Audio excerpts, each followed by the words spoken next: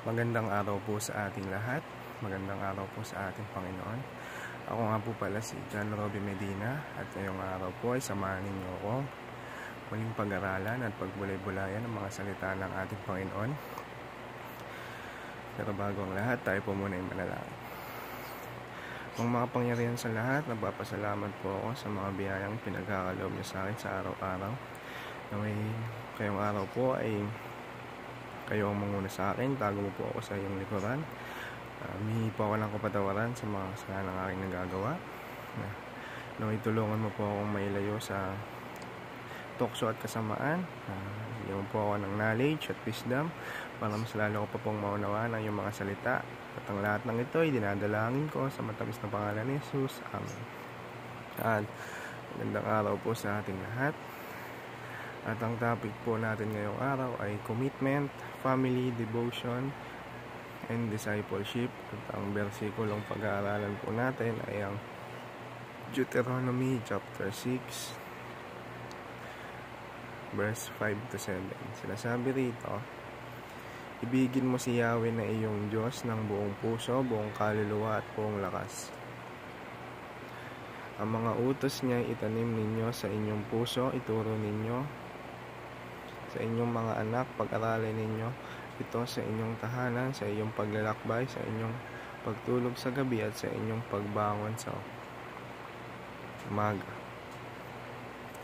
At yun nga po, para sa katuruan naman po natin ngayong araw, unang-una, loving God is central to the family. Kailangan yung Diyos lagi ang sentro ng ating pamilya dahil kapag wala ang Diyos sa ating pamilya, tiyak wasak ang ating pamilya. Kailangan maging sentro natin ng Diyos sa ating pamilya. Number 1, sa pangalawa naman po, discipleship happens in the family.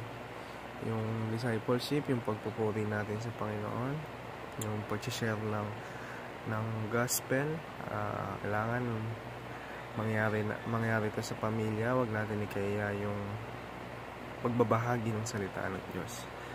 At sa huling katuruan naman po, every family is a church. Kumbaga, kailangan sa pamilya magmula yung ganyan yung pagbabahagi ng mga salita ng Diyos.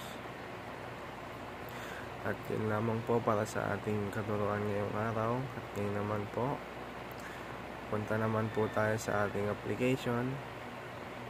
Para naman po sa ating application, una, start a family devotion and pray together. Yun nga po, encourage natin yung family natin na mag-devotion at manalangin ng sabay-sabay dahil para na rin to sa ikalulugod ng ating Panginoon. Sa pangalawa naman po, start a Bible study with family and friends. Yun nga po, patuloy po natin na encourage yung family natin na sama-samang mag-Bible study, pag-aralan yung mga salita ng ating Panginoon at i-worship ang ating Panginoon. At ang huli naman po, start a micro church, the church at home. Yun nga po, sa bahay po dapat nagsisimula, i-share natin yung mga blessings, yung mga gospel ng ating Panginoon. At yun lamang po, naway may natutunan po tayong lahat ngayong araw. Maraming salamat po.